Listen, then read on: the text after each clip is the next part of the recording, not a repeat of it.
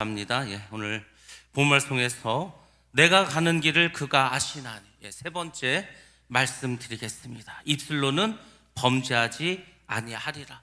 우리가 2026년 새를 시작해서 욥기서를 1년 동안 쭉 말씀을 전해 드릴 건데, 우리가 아는 것처럼 욥기서는 굉장히 무거운 말씀입니다.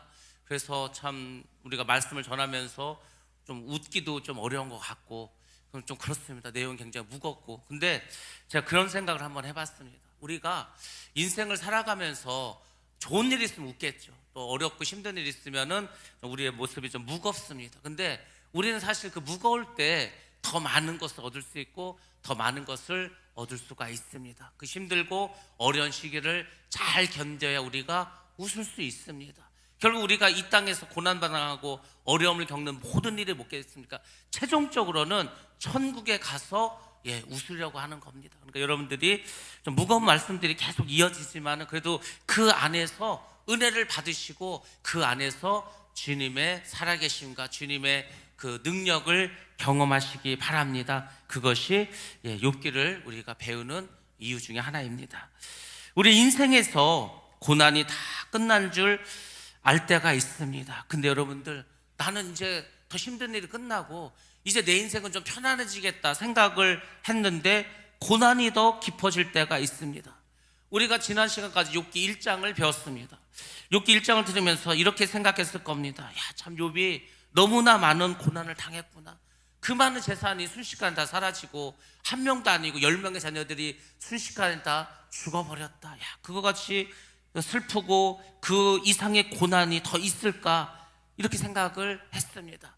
욥의 입장에서도 아마 그렇게 생각했을 겁니다. 하나님, 이 정도면 충분합니다. 저에게는 이제 아무 남은 것이 없습니다.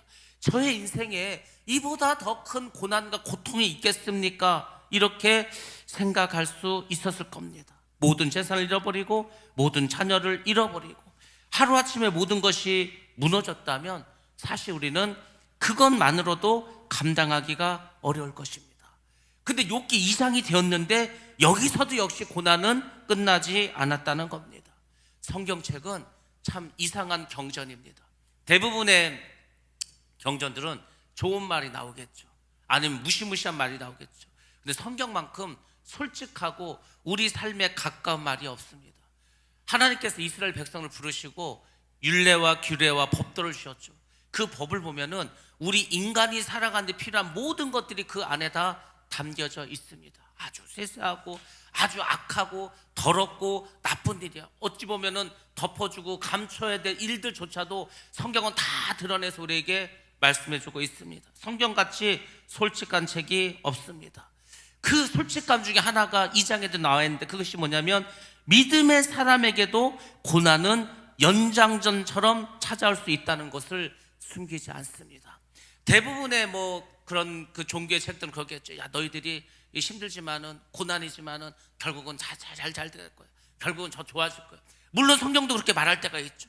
근데 욥은 이미 1장에서 너무나 많은 고난을 당했습니다. 그 정도 고난에도 사실 대부분의 사람들은 넘어집니다. 근데 이 고난이 연장전처럼, 전반전 후반전도 끝났는데 연장전이 되면서 또 다른 고난이 다가왔습니다. 사도 바울은 우리에게 그래서 이렇게 알려줬습니다. 너희들이 고난 받을 때 이상한 일로 여기지 말라. 내가 왜 교회를 다니는데, 내가 이렇게 예수 열심히 믿는데 왜 나에게 이런 고난이 올까? 이상하게 여기지 말라는 거죠. 사도 바울은 누구보다도 수많은 고난을 당했습니다. 생명을 잃고 죽을 그럴 일도 많이 당했습니다. 한 번도 이상하게 여기지 않았다. 왜? 예수를 믿으니까 당연히 그럴 수 있다. 여러분들, 우리가 어제 많은 분들이 신의 악단이라는 영화를 보고 오셨을 겁니다. 그 사람들 뭐 잘못한 거 있습니까? 없습니다. 그렇지만 나중에 그 소자가 어떻게 되죠? 그 눈밭에서 총 맞아 죽습니다. 죽으면서 뭐라고 합니까? 하나님, 제가 잘한 거죠. 제가 잘한 거 맞죠. 그 고난과 그 죽음을 하나도 이상한 일로 여기지 않았습니다. 왜? 이 일을 하나님이 기뻐하실 거라 믿었기 때문에. 여러분들이 자꾸 내 삶에 고난이 온다, 이상한 일이 닥친다, 그럼 여러분들 힘들어하지 마시고 이 일을 통해서 하나님의 뜻이 있을 것이다, 하나님 역사해 주실 것이다, 그런 믿음을 가지고 넘어가지고 이기시기를 바랍니다. 그때 우리 삶이 은혜의 삶, 축복의 삶, 그리고 천국 가는 삶이 될 줄로 믿습니다. 자, 우리 한번 말씀 보겠습니다. 욥기서 2장 1절부터 3절 말씀.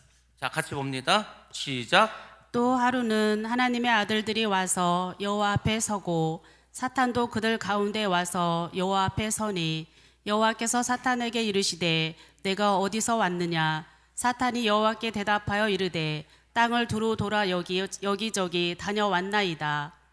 여호와께서 사탄에게 이르시되 내가 내 종 욥을 주의하여 보았느냐. 그와 같이 온전하고 정직하여 하나님을 경외하며 악에서 떠난 자가 세상에 없느니라. 내가 나를 충동하여 까닭없이 그를 치게 하였어도 그가 여전히 자기의 온전함을 굳게 지켰느니라. 아멘. 아멘. 자, 2장이 시작하면서 1장과 동일한 장면이 나옵니다. 다시 하늘나라의 이야기가 나옵니다. 그렇지만 1장과 달라진 상황이 있습니다. 1장 6절과 비슷한 내용이죠. 하루는 하나님의 아들들이 와서 여호와 앞에 섰고 사탄도 그들 가운데 온지라. 근데 1장과 2장의 이 내용은 똑같은데 상황은 전혀 다릅니다. 왜냐하면 이미 욥은 모든 것을 잃은 상태입니다. 야, 이제 욥은 끝났다. 욥이 1장에서는요 다 가진 사람이었습니다. 근데 2장에서 욥은 다 모든 것을 잃어버린 사람입니다. 근데 신기한 것은 3절 말씀에 하나님은 여전히 욥을 신뢰하고 있었다는 겁니다. 하나님께서 사탄에게 뭐라고 말했습니까? 내가 내 종 욥을 주의하여 보았느냐. 그와 같이 온전하고 정직하여 하나님을 경외하며 악에서 떠난 자가 세상에 없느니라. 이 말씀은 1장에서도 욥을 설명할 때 하신 말씀입니다. 근데 그때 욥은 모든 것을 가졌어. 모든 것을 가졌으니까 그럴 수 있겠죠. 근데 지금 2장의 욥은 다 잃어버린 상태야. 근데 여전히 하나님은 욥을 똑같이 그를 인정하고 계셨다는 겁니다. 하나님께서 사탄에게 말하죠. 내가 나를 충동하여 까닭없이 그를 치게 하였어도 그가 여전히 자기의 온전을 굳게 지켰느니라. 이 얘기 뭡니까? 사단아, 네가 말했지. 욥이 가진 게 많으니까 나를 경외하고 공의하고 예배한다고. 그렇지만 봐라, 욥은 모든 것을 잃어버렸지만 그의 믿음을 지키고 있지 않냐. 이렇게 하나님이 욥에 대해서 칭찬을 하셨습니다. 여러분들, 우리가 사람에게 인정받는 거 중요합니다. 저분을 보니까 믿음도 좋고 어떻게 저렇게 신앙생활 잘할까. 사람에게 인정받는 거 중요한데요, 더 중요한 게 있다면 우리는 하나님께 인정받는 자가 되어야 할 줄로 믿습니다. 지금 하나님은요 욥을 하나님이 우리가 성경에 보면은 많은 믿음의 선조들이 있었죠. 그렇지만 욥과 같이 이렇게 정말 인정하는 사람이 있습니까? 드뭅니다. 별로 없습니다. 많은 그런 믿음의 사람도 있었죠. 아브라함도 있었고 다윗도 있었고 요셉도, 많은 사람도 있었지만 욥은 정말 특별하게 하나님이 인정해 주시는 사람이었습니다. 자, 이런 욥, 정말로 까닭 없이 고통을 당했지만 온전히 믿음을 지킨 그 욥을 하나님은 칭찬해 주고 있습니다. 자, 이 말씀 속에서 특별히 우리가 좀 주의 깊게 봐야 될 중요한 말씀이 있다면 여전히라는 말입니다. 여전히 그는 온전하고 여전히 그는 하나님을 붙들고 여전히 그는 무너지지 않았다. 그렇습니다. 하나님은 욥의 상황이 아니라, 욥은 지금 가질 때나 다 잃어버렸을 때나 욥은 어떻게 했습니까? 하나님을 경외하는 태도는 변하지 않았다는 겁니다. 그것을 인정하셨다는 거예요. 많은 사람들이 잘 먹고 잘 살고 배부르고 등 따시면은 하나님 찬양합니다. 하나님께 감사합니다. 근데 내 가진 모든 것을 잃어버렸어. 고통 가운데 있어. 그 가운데 감사할 사람은 얼마나 있습니까? 여전히 우리는 상황과 환경에 따라서 우리의 믿음이 움직인다는 거예요. 근데 욥은 움직이지 않았다는 겁니다. 재산을 다 날려도, 자식이 다 죽어도 여전히 하나님의 주권을 인정하고 하나님을 찬양했다는 겁니다. 그것이 쉬운 일이 아니라는 거죠. 그래서 그것에 대해서 하나님은 욥을 칭찬하고 인정하고 계십니다. 자, 이런 상황 속에서 사탄이 또 다른 공격을 합니다. 자, 우리 계속 말씀 보겠습니다. 4절부터 6절까지 말씀입니다. 시작. 사탄이 여호와께 대답하여 이르되 가죽으로 가죽을 받고 오니 사람이 그의 모든 소유물로 자기의 생명을 받고 올지라. 이제 주의 손을 펴서 그의 뼈와 살을 치소서. 그리하시면 틀림없이 주를 향하여 욕하지 않겠나이까. 여호와께서 사탄에게 이르시되 내가 그를 내 손에 맡기노라. 다만 그의 생명은 해하지 말지니라. 아멘. 아멘. 예, 그렇습니다. 이렇게 다 잃어버린 그 욥에게 사탄이 한 가지 더 하나님께 요구를 합니다. 가죽으로 가죽을 받고 오니 사람의 모든 소유로 자기의 생명을 받고 올지라. 무슨 말입니까? 욥이 어쨌거나 자식도 잃어버리고 그리고 재산도 잃어버렸죠. 근데 재산은 포기할 수 있다는 거예요. 자녀의 죽음도 감당할 수 있다는 거예요. 이것이 지금 사탄의 논리입니다. 이렇게 사탄은, 마귀는, 귀신은 잔인합니다. 예수님께서 뭐라고 했습니까? 도적이 오는 것은 도적질하고 죽이고 멸망시키는 거라고 했습니다. 도적이 누굽니까? 사탄, 마귀죠. 사탄, 마귀가 우리의 심령에, 우리의 가정에, 우리의 교회에, 우리 나라에 들어오면은 제일 먼저 도적질합니다. 기쁨을 도적질하고, 감사를 도적질하고, 물질을 도적질하고, 다 도적질합니다. 죽입니다. 그리고 멸망시킵니다. 멸망시키는 게 뭔지 아십니까? 지옥 보낸다. 지옥. 믿음을 다 없게 해가지고 지옥 보내. 그것이 도적이 할 일이에요. 그것이 사탄, 마귀가 우리를 공격하는 목적입니다. 지금 이 상황 속에서 욥에게도 사탄은 계속해서 그를 공격합니다. 그래서 뭐라고 말합니까? 자식을 잃어버려도 또 재산을 잃어버려도 버틸 수 있다는 거. 그렇지만 자기의 몸이 무너지면 다 무너지지 않습니까? 그래서 사탄이 하나님께 요구하는 거죠. 그의 몸을 치게 해달라고. 그래서 욥을 칩니다. 그래서 발바닥에서 정수리까지 악창이 나게 했다고 성경은 말해주고 있습니다. 욥은 지금까지도 너무나 많은 고난을 당했는데 이제 자신의 육체적인 고통의 바닥까지 내려오게 됩니다. 우리가 예전에 그런 말 많이 했습니다. 하나님께서 어떤 사람을 주의 종으로 쓰고 싶어. 그러면 잘 먹고 잘 사는데 어느 날 갑자기 하나님 나와서 야, 너 나의 종이 되라. 그러면 누가 제가 주의 종이 되겠습니까 하고 오겠습니까? 안 와. 또 어떤 사람 믿음이 좋아서 그럼 제가 그 길을 가겠습니다 라고 이렇게 또 순순히 오는 사람도 있어. 그러면 하나님이 그냥 쓸 것 같습니까? 안 씁니다. 테스트를 하십니다. 주의 종이 되기 위해서 겪는 첫 번째 테스트가 뭐냐면요, 물질로 테스트를 합니다. 제가 아는 목사님 있는데 이분이 한전 연구원이었습니다. 90년대 당시 월급이 1,000만 원이었어. 그때 우리 한전에 월급 얼마나 많이 줬습니까? 거기다가 연구소 팀장인데 1,000만 원이 넘어. 사택도 있어. 그 자식들은요 왕자 공주처럼 살았습니다. 그 당시. 근데 이분이 이제 목사님이 되겠다는 거예요. 모든 직장을 다 그만둬. 퇴직금으로 받은 그 돈을요 전부 다 교회 그 헌금으로 드립니다. 그러니까 이 자식들 입장에서 볼 때는 오늘 갑자기 아빠가 목사가 된다고 하면서 자기들은 그냥 거지꼴로 변했어. 등록금을 걱정해야 될 때가 됐어. 그 좋은 사택에서 나와서 단가팡에서 그 교회를 잘라가지고 상가건물 잘라서 그냥 칸막이 하나 치고 그 뭐 좁은 데서 살게 되었어. 그럼 얼마나 힘들겠습니까? 자녀들도 힘들고 사모님도 힘들고 이 목사님도 힘들었겠죠. 근데 하나님이 하나도 안 도와줘. 그 상황을 몇 년을 겪게 하십니다. 왜 그렇습니까? 돈 의지하지 말라는 거예요. 어찌 보면은 욥기서에서 우리에게 알려주는 것도 그겁니다. 너희들이 돈을 의지한다고 돈을 다 없애버립니다. 너희들이 자녀를 의지한다고 자녀를 다 없애버립니다. 다 너희 건강, 너 지금 건강하다고, 네가 사회적으로 명성이 있다고, 네가 권력이 있다고 다 없이 하십니다. 그럼 남은 게 아무것도 없어. 남은 게 아무것도 없는 상태에서 뭘 어떻게 하라는 겁니까? 하나님만 의지하라는 거예요. 그래서 지금 욥에게도 똑같은 테스트를 하는 겁니다.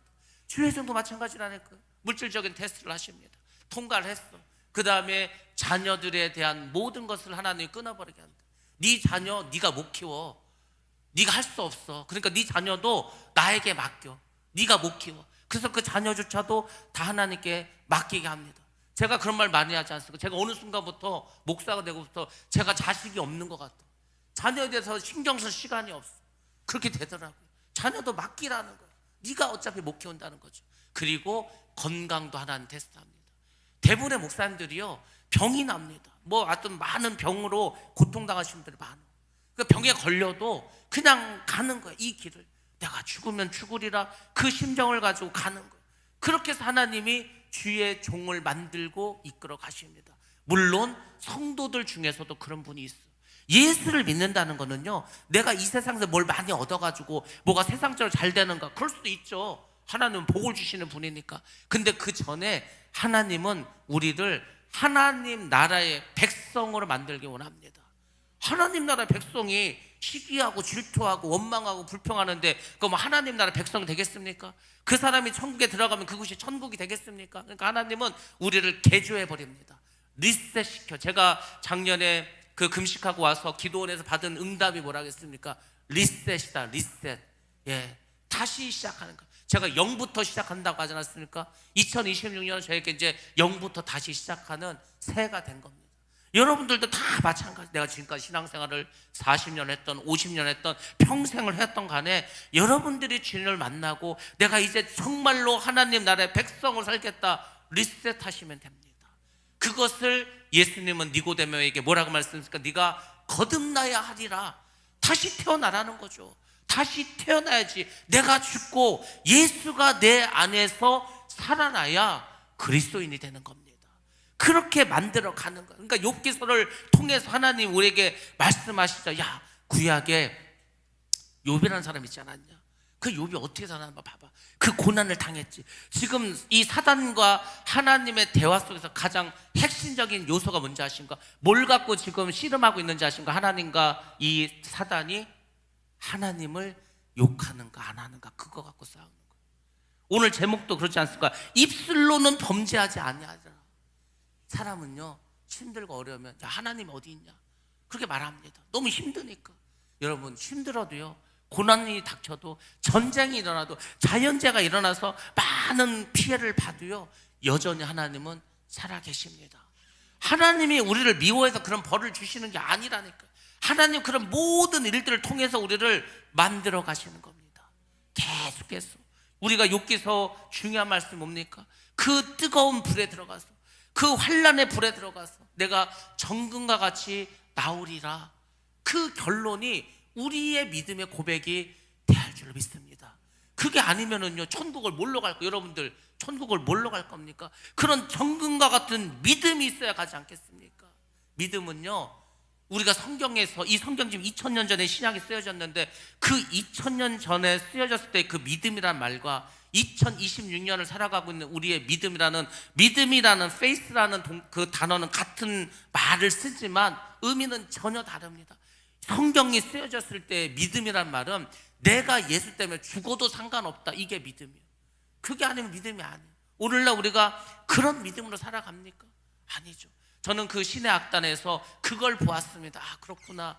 예수를 믿는다는 것은 결국은 내가 뭐 이 세상에서 뭘 잘하고 뭐 이런 게 아니야. 그냥 내가 하나님을 믿어. 그분은 나의 창조주시고 나의 주인이시고 나는 결국 그분의 나라에 가서 살아야 돼. 영원히 살아야 돼. 그러니까 이 땅에서 내가 죽는 거, 이 땅에서 내가 고난 당하는 그거는 별 의미가 없는 거지 않습니까? 그거 하나 배웠습니다. 여러분들도 욥기서를 통해서 그걸 배우셔야 돼요. 자꾸 우리는 뭘 많이 가지면 행복할 것 같아. 많이 가지면서 행복하면 돈 많은 사람 제일 행복하지 않겠습니까? 그 사람도 행복합니까? 돈은요, 우리에게서 어느 정도까지는 기쁨을 줘. 그게 넘었으면은 그 다음부터는 별로 기쁨을 안 줍니다. 그래서 대충 계산해 보니까 내가 연봉이 1억 8천 정도 돼. 그러면요, 1억 8천을 벌 때까지는 막 기뻐, 행복해, 막 살맛이 나. 근데 그걸 넘어서면은 더 이상 돈이 나에게 기쁨을 주지 못합니다. 그러니까 그 이상을 가진 사람은 돈 때문에 행복한 건 없어. 돈이 있다고 건강 문제가 안 생깁니까? 돈이 있다고 만사형통하면 그렇지 않습니다. 하나님은 우리에게 그것을 알려주는 거죠. 결국 이 테스트를 이제 욥이 당하고 맙니다. 결국 믿음은 이 모든 테스트를, 물질, 자녀, 건강, 이걸 뛰어넘으셔야 한다는 겁니다. 자, 이런 상황 속에서 결국 욥은 어떻게 될까? 7절과 8절 말씀 같이 한번 보도록 하겠습니다. 시작. 사탄이 이에 여호와 앞에서 물러가서 욥을 쳐서 그의 발바닥에서 정수리까지 종기가 나게 한지라.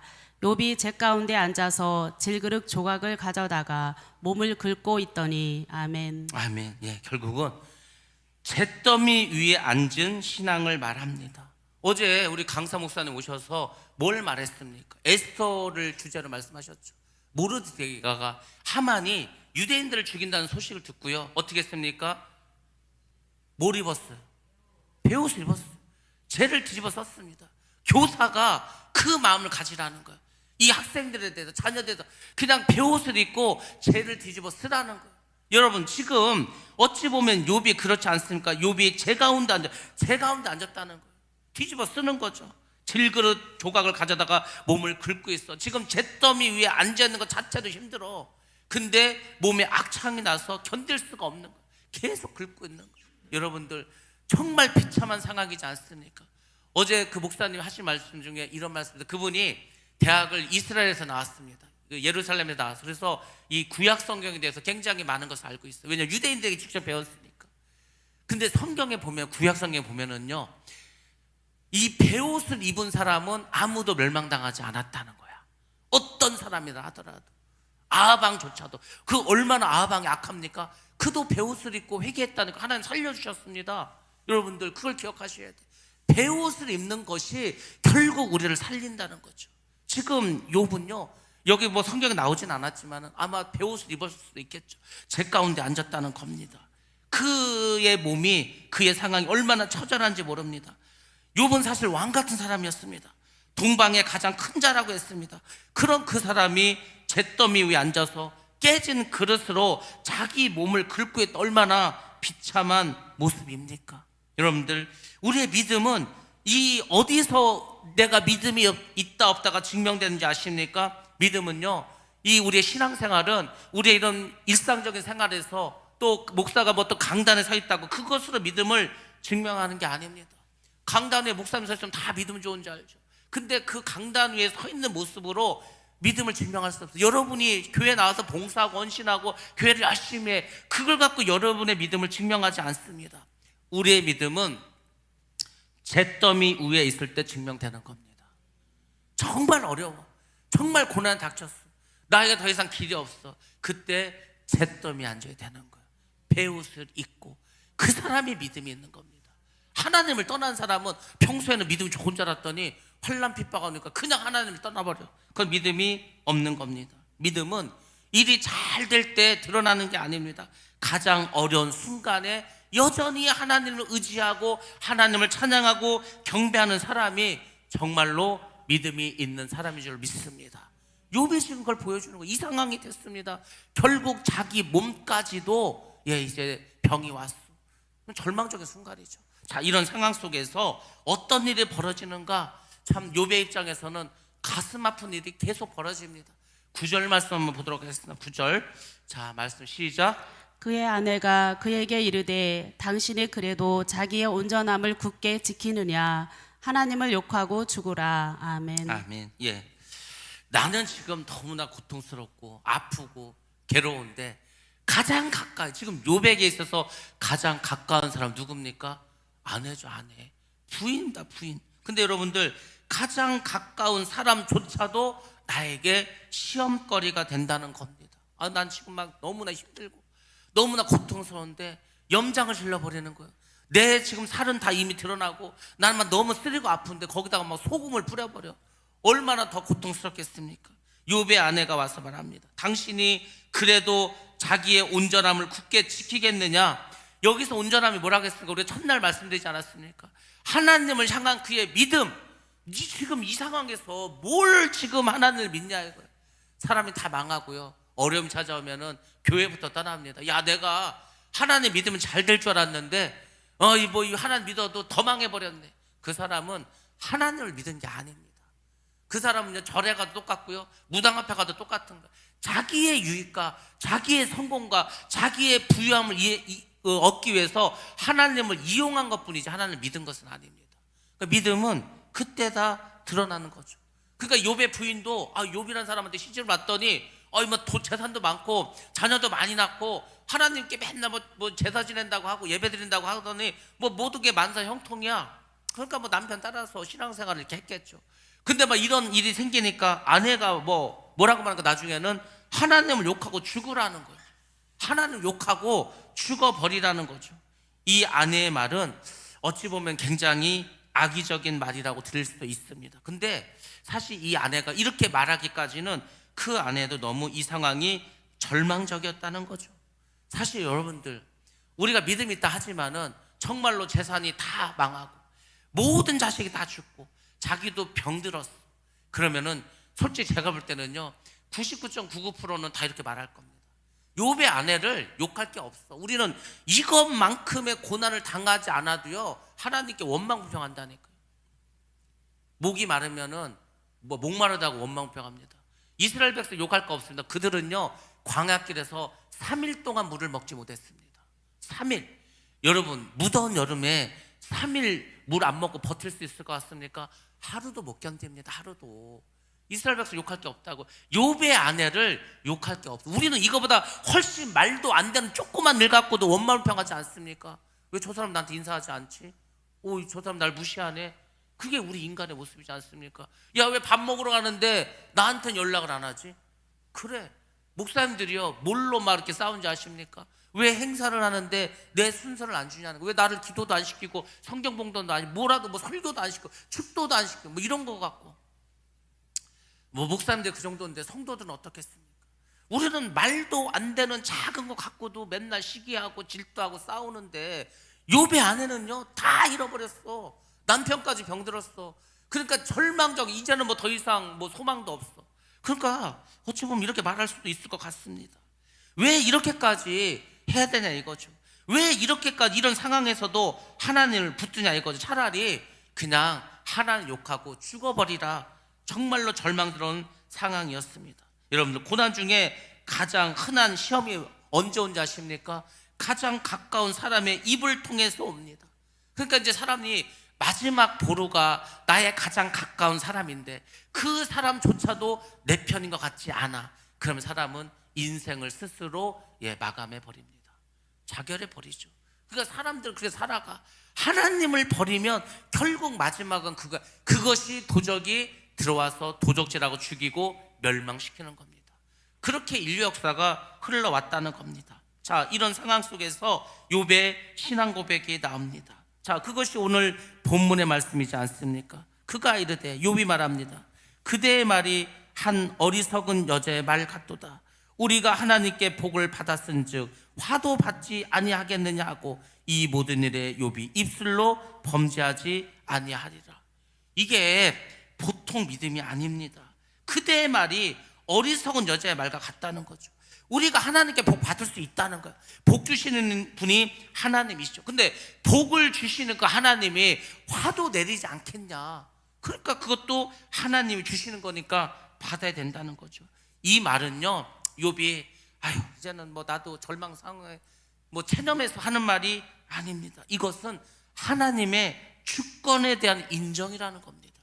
우리가 결국 믿음이라고 할 때 결국 그 믿음의 기저, 그 바닥, 그 아래에 깔려 있어야 될 건 뭐냐면 하나님의 주권입니다.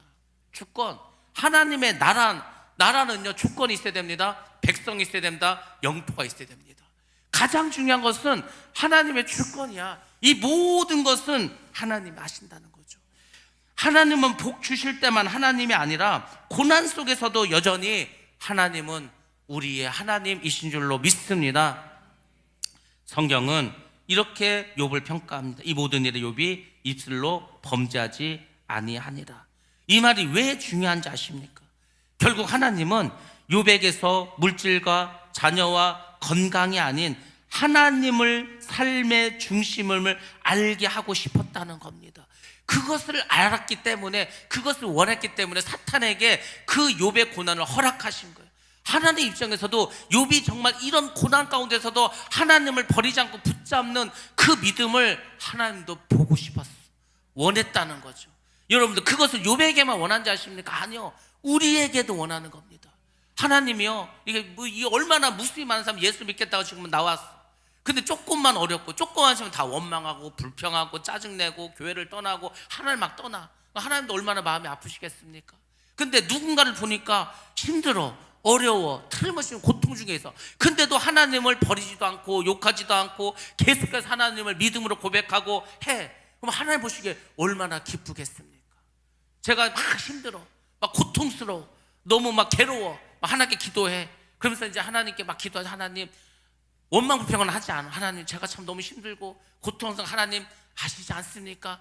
저를 좀 불쌍히 여겨주시고 긍휼을 베풀어 주시기 원합니다. 정말 간절히 기도해. 그럼 하나님 뭐라고 응답하시냐 아십니까? 내가 참 고맙다.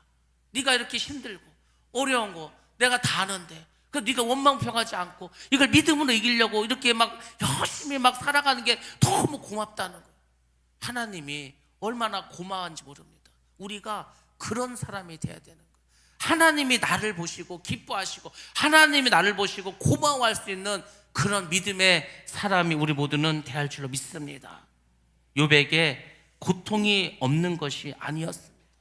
욥도 사람인데 재산 잃고 자녀 잃고 자기 몸도 그렇게 됐는데 욥이 슬퍼하지 않았겠습니까? 고통스러워하지 않았겠습니까? 근데 중요한 것은 그런 상황에서도 조차도 입술로 하나님을 부정하지 않았다는 겁니다. 이것이 믿음이라는 겁니다. 어떤 상황 속에서도 하나님은 여전히 살아계시고 어떤 상황에서도 역사하시는 하나님, 그 하나님은 나의 하나님이시다. 이것이 우리의 신앙 고백인 줄로 믿습니다. 이 고백을 하나님 원하시는 거예요. 반드시 우리는 이런 신앙 고백을 하나님께 해야 됩니다. 자, 이런 상황 속에서 욥의 친구들이 찾아옵니다. 자, 11절부터 13절 말씀 같이 한번 보도록 합니다. 시작. 그때 욥의 친구 세 사람이 이 모든 재앙이 그에게 내렸다 함을 듣고 각각 자기 지역에서부터 이르렀으니 곧 대만 사람 엘리바스와 수아 사람 빌닷과 나아마 사람 소발이라. 그들이 욥을 이문하고 위로하려 하여 서로 약속하고 오더니 눈을 들어 멀리 보매 그가 욥인 줄 알기 어렵게 되었으므로 그들이 일제히 소리질러 울며 각각 자기의 겉옷을 찢고 하늘을 향하여 티끌을 날려 자기 머리에 뿌리고 밤낮 7일 동안 그와 함께 땅에 앉았으나 욥의 고통이 심함을 보므로 그에게 한마디도 말하는 자가 없었더라. 아멘. 아멘. 예, 욥의 세 친구가 찾아옵니다. 엘리바스, 빌닷, 소밧. 이들은요 처음에 와서 정말 욥을 잘 위로합니다. 그들이 7날과 7밤을 그와 함께 땅에 앉아 말하는 자가 하나도 없었으니 이는 그의 고통이 심함을 봄이라. 욥이 와서 보니까 이건 뭐 말이 뭐 장난이 아니야. 재산 없어지고 자녀 죽고 욥도 다 죽게 되고 그러면은요 우리가 정말로 할 말이 없습니다. 뭐라 위로의 말을 해줄 수도 없어. 공감한다는 거죠. 함께 고난을 나눴습니다. 위로는 여러분들 말이 아닙니다. 그냥 함께 그와 앉아주는 겁니다. 진정한 공감은 안아주는 거예요. 뭐 말 필요 없어. 그냥 눈빛으로 그의 아픔에 동참해 주는 겁니다. 근데 여러분 이런 이 세 친구가 이 고마운 세 친구가 나중에 어떻게 되는지 아십니까? 그 친구들이 다 실패합니다. 왠지 아십니까? 나중에 이 친구들이 말이 많아져. 야, 네가 이렇게 당한 것은 아무리 생각해도 네가 뭘 죄를 졌어. 네가 잘못했으니까 이렇게 된 거 아니야? 네가 하나님 보시기에 죄를 범했으니까 이런 일이 벌어지지. 아, 이 세 친구들이 나중에 더 욥을 괴롭힙니다. 계속해서 질문을 하죠. 자, 이렇게 해서 이제 2장의 말씀이 우리가 이제 쭉 말씀드렸는데 우리에게 주는 분명한 교훈이 있습니다. 첫 번째 교훈은 고난은 신앙을 무너뜨리기보다는 우리의 믿음을 드러낸다는 겁니다. 여러분들 욥은 무너지지 않았습니다. 고난이 그의 신앙을 만들어낸 것이 아니라 고난은 그의 믿음을 더 드러냈다는 겁니다. 아, 욥은 정말 믿음의 사람이었구나 드러냈다는 겁니다. 여러분들 우리의 믿음은 고난을 겪어야 점검할 수가 있는 겁니다. 우리가 좋은 날에는요 내가 믿음이 얼마나 좋은지 나쁜지 알 수 없어. 정말 고난 중에 나의 믿음은 드러나는 겁니다. 두 번째는 하나님을 향한 태도가 믿음의 기준이라는 겁니다. 기준이 뭔지 아십니까? 움직이지 않는 게 기준이라는 거예요. 여러분의 삶이 잘오나 우러나 칠 수 있어. 우리는 칠 수 있는데 하나님 항상 중심에 계십니다. 우리 삶의 중심엔 항상 하나님이 계셔야 할 줄로 믿습니다. 우리가 뭔가 이해받으려고 하는 것보다도 하나님을 향한 태도가 있어야 돼. 하나님 왜 나에게 이렇게 하십니까? 난 정말 이해가 되지 않습니다. 저 사람 왜 저렇게 합니까? 이해가 안 돼. 이해가 안 돼도요 하나님을 내 마음의 중심에 주는 그 태도는 절대 버려서는 안 된다는 겁니다. 마음의 중심을 지키셔야 되죠. 세 번째, 입술은 신앙의 최후의 보루라는 겁니다. 여러분들 우리의 마음은요 우리 생각은 왔다 갔다 합니다. 왜? 생각은 원래 바뀌는 겁니다. 눈물이 흘릴 수도 있겠죠. 슬프면 눈물을 흘릴 수도 있습니다. 근데 여러분들 중요한 게 있습니다. 입술로는 하나님을 부정해서는 안 됩니다. 너희가 마음으로 믿어야 돼. 구원에 이른다는 거. 입술로 시인해야 된다는 겁니다. 내 입술로 예수를 그리스도라고 주님이라고 시인을 했는데, 근데 이 입술로 하나님을 부정한다, 하나님 없다, 이렇게 말하면 되겠습니까? 그러니까요, 생각으로는 별 생각을 다 할 수 있어. 5만 가지 생각을 할 수 있어. 그래도 우리의 입술로는 절대로 하나님을 우리는 부정해서는 안 된다는 것입니다. 다른 사람에 대해서도요, 늘 귀하게 말을 할 거면 호의적인 말을, 그렇게 긍정적인 말을 해야 된다는 겁니다. 믿음은 항상 우리가 입술로 드러나는 겁니다. 여러분들 입술을 지키시기 바랍니다. 오늘 우리의 고백이 무엇입니까? 여러분들 욥기 2장은 끝이 아닙니다. 욥의 고난 여기 다 끝나는 것도 아닙니다. 한 가지 그렇지만 분명한 것이 있는데, 하나님은 욥을 놓지 않았다. 지금 하나님은 여전히 욥을 붙잡고 있어요. 욥은 다 잃어버렸지만 붙잡고 있고요, 욥도 여전히 하나님을 놓지 않고 있다는 겁니다. 오늘 우리에게도 설명되지 않은 고난과 끝나지 않은 아픔이 있을 것입니다. 야, 도대체 이 고난은 언제 끝나는 거냐? 도대체 하나님은 내 기도를 듣구나 계시는 거냐? 도대체 하나님은 언제 응답해 주실 거냐? 우리가 생각할 수 있죠. 근데 여러분들, 그런 상황 속에서도 여전히 우리는 주님을 붙잡는 거야. 단사 볼 때는 걔 욕하고 죽어버리라고 욥의 부인처럼 이렇게 말할 수 있을지 몰라도, 우리 마음은 여전히 하나님을 바라봐야 한다는 겁니다. 그리고 우리에게 설명되지 않은 고난과 끝나지 않은 아픔이 있다면 이 말을 기억하시기 바랍니다. 욥이 뭐라고 말했습니까? 복도 하나님께 받는 것이고 화도 하나님께 받는 것이다. 이 고백은 패배한 것이 아닙니다. 가장 깊은 믿음의 승리의 고백이 될 줄로 믿습니다. 입술로 범죄하지 않고 끝까지 하나님을 하나님으로 인정하는 복된 성도가 되시기를 바랍니다. 2026년은 우리에게 어떻게 보면 참 기회가 될 수도 있고 위기가 될 수도 있을 겁니다. 경제적으로도 세계적인 어떤 상황이나 정세도 굉장히 혼란스러울 수도 있습니다. 그렇지만 여러분들, 그런 세상의 정세에 흔들리는 것이 아니라, 어디서 뭐 전쟁이 일어났다, 민족이 뭐 나라가 나라를, 뭐 자연재해가 일어났다, 뭐 풍랑이 일어났다, 풍파가 일어났다, 뭐가 어떻게 됐다, 세상은요 굉장히 시끄러울 수 있습니다. 그렇지만 여러분들, 그런 세상의 소리에만 민감하지 마시고 성령의 음성을 들으시기 바랍니다. 하나님은 무엇이라 말씀하시는가, 그리고 하나님 주시는 평강 가운데 살아가시기 바랍니다. 그리고 입술로는 주님을 찬양하시고 주님을 경배하시기 바랍니다. 그럼 그 사람은 하나님 욥과 같이 붙잡고 은혜를 주시고 복을 주시고, 나중에는 갑절의 복을 내려 주실 줄로 믿습니다. 그런 은혜 받고 축복받는 우리 모두가 되시기를 주님의 이름으로 축원합니다. 기도하겠습니다.